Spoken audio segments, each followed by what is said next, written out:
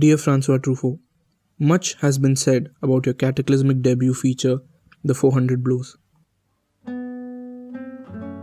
Its well-known effect on cinema by being the first one in the chain reaction of breaking rules called the French New Wave, it being an exercise and a statement in proving the auteur theory, the impressive deep focused one takes which were your attempt at rebelling against the classical montage style of filmmaking, and the story of how your criticism of the French directors at the time led the Cannes to ban you from the festival, and just a year later you won the Best Director award at the same festival.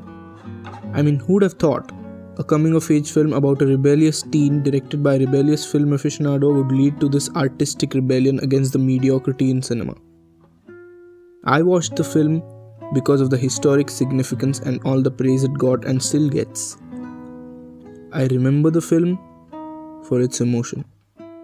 During the title sequence, you give me a tour of Paris with what feels like a camera on a vehicle.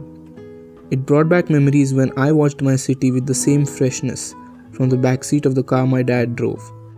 I can't say that my city is as beautiful as Paris, but for the young me, it was the same.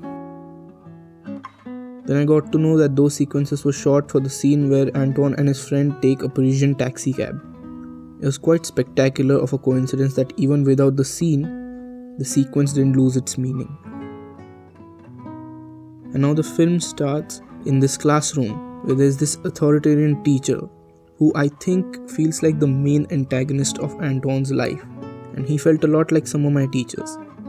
Those teachers who felt joy in a student's struggle. For them, it's not about understanding the child, it's about their ego. However, even if the authoritarian teacher affects the film in a lot of ways, it's not he who is the focal point. It's Antoine. It's his story, his search for identity, beautifully captured in this shot where he sees his multiple reflections. It's he who is in focus in his life, not his problems. In fact, I believe that this film doesn't have one antagonist.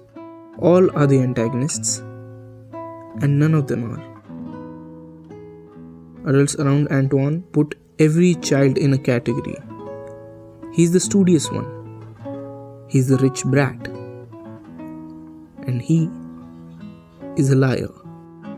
Je leur dirai des choses qui seraient la vérité, ils me croiraient pas, alors je préfère dire des mensonges.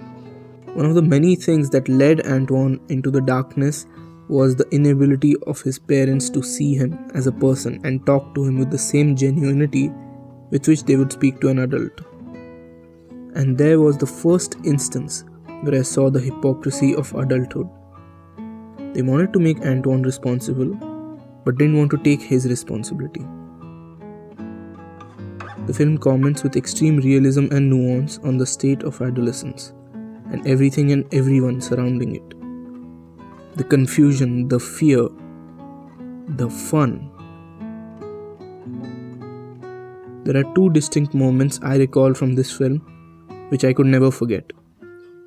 These two moments are the extreme opposites of one another. The first is when Antoine experiences the carnival ride called the Rotor. It's almost cathartic for him, and the same was the experience for me watching it as a film fan. The ride's obvious similarity to the zoetrope draws a parallel between the cathartic moment and film, rather one of the most primitive stages of moving pictures. As this film is semi-autobiographical, I think it showed how cathartic films have been for you, Mr. Truffaut. And once the ride starts, I felt the spirit of the French New Wave. Antoine lives that spirit in that ride, as he sticks to the side of the wall of the rotor, breaking the unbreakable rule, the law of gravity. The second moment is when the boy is driven off to the juvenile detention home in a police wagon. The boy who feels he is severely misunderstood looks out at the dark streets of Paris at night. The expression on his face is as cold as the weather there. But when the light flashes on his face, I saw tears which already had travelled his entire face downwards. No one is there in front of whom he could cry his heart out to express himself. So he doesn't cry. tears flow out.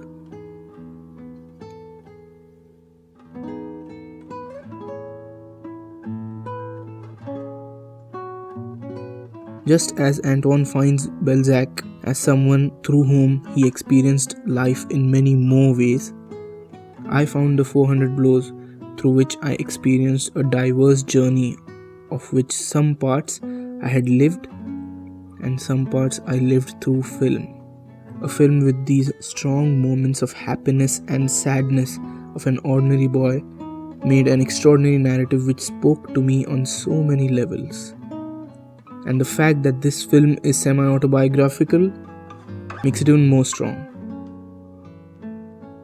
When Antoine runs away from the detention home, we get this technically marvelous and profound wonder of him running.